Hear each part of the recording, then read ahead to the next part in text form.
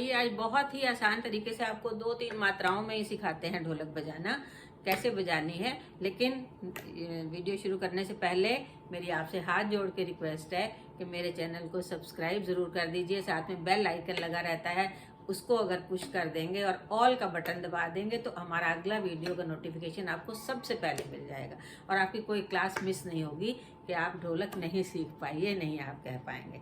तो चलिए देखते हैं।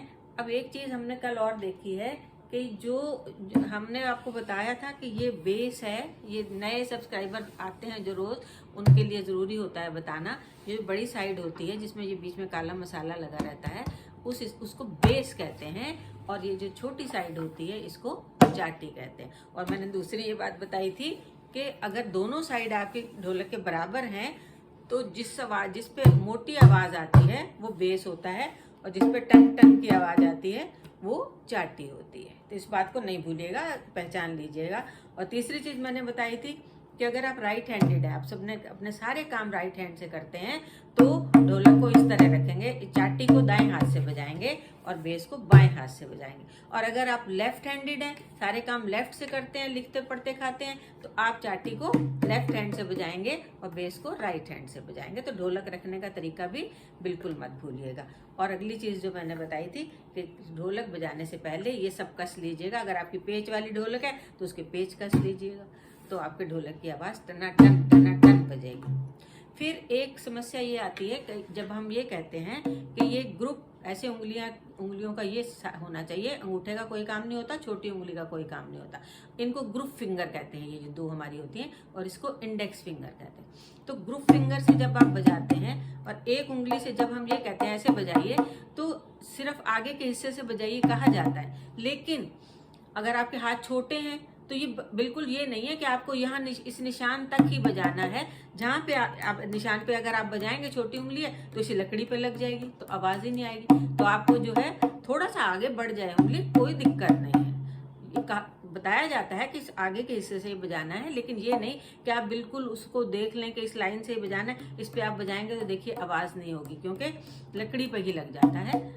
जिनके हाथ बड़े हैं या ये पूरे बड़े हैं उनका तो ठीक है कि उन्होंने उस निशान तक बजा लिया तो ढोलक बज जाएगी। लेकिन जिनके हाथ छोटे हैं, उनके ये पूरे ऊपर के छोटे हैं, तो उनको अगर ऐसे ऐसे बजाएंगे तो वो ये लकड़ी होती है चारों तरफ, इस पे लग जाता है तो आवाज़ नहीं आती है। देखिए, और जब यहाँ बजाएंगे तो आवाज़ आएगी। तो ये चीज़ देख के रखिएगा, इसके लिए घबराइए नहीं कि आपकी उंगली का ज़्यादा हिस्सा जा रहा है, नहीं, ऐसा कुछ नहीं है।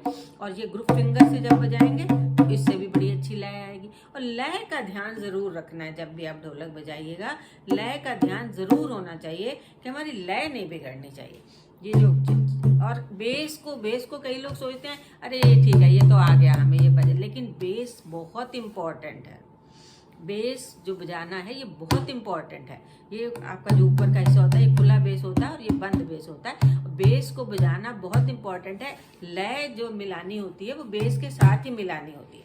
अगर हम आज देखते हैं 1 2 3 1 2 3 1 2 3 1 2 3 1 2 3 1 2 3 1 2 3, थोड़ा सा गैप देके, ये नहीं कि बहुत लंबा गैप दे दिया और बहुत आगे हाथ नहीं बढ़ाना है, थोड़ा सा हाथ आगे बढ़ाया, 1 2 3 1 2 3 1 2 3।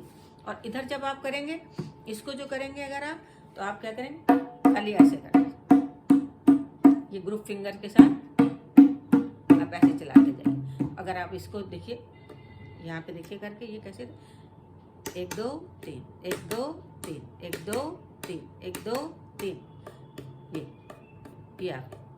और दोनों हाथ इकट्ठे कैसे चलेंगे, 1 2 3 1 2 3 1 2 3 1 2 3 1 2 3 1 2 3 1 2 3 1 2 3 1 2 3 1 2। दोनों हाथों को इकट्ठा चलाएंगे तो लय बहुत अच्छी आएगी। और अगर देखिए आप दोनों हाथ इस पे अगर चला के हम देखते हैं तो कैसे चलेंगे, 1 2 3 1 2 3 1 2 3 1 2 3 1 2 3 1 2 3 1 2 3 1 2 3 1 2 3 1 2 3। और इसी पे अगर हम छोटा सा कोई भी भजन आप इसी लय पे गा सकते हैं। बहुत ही आसान तरीका था ये बजाने का। दोनों हाथ आपके चलते हैं इसमें और लय भी बन जाती है। और इस पे देखिए कोई भी आप भजन गा सकते हैं। 2 3 1 2 3 1 2 3 1 2 3 1 2 3 1 2 3 1 2 3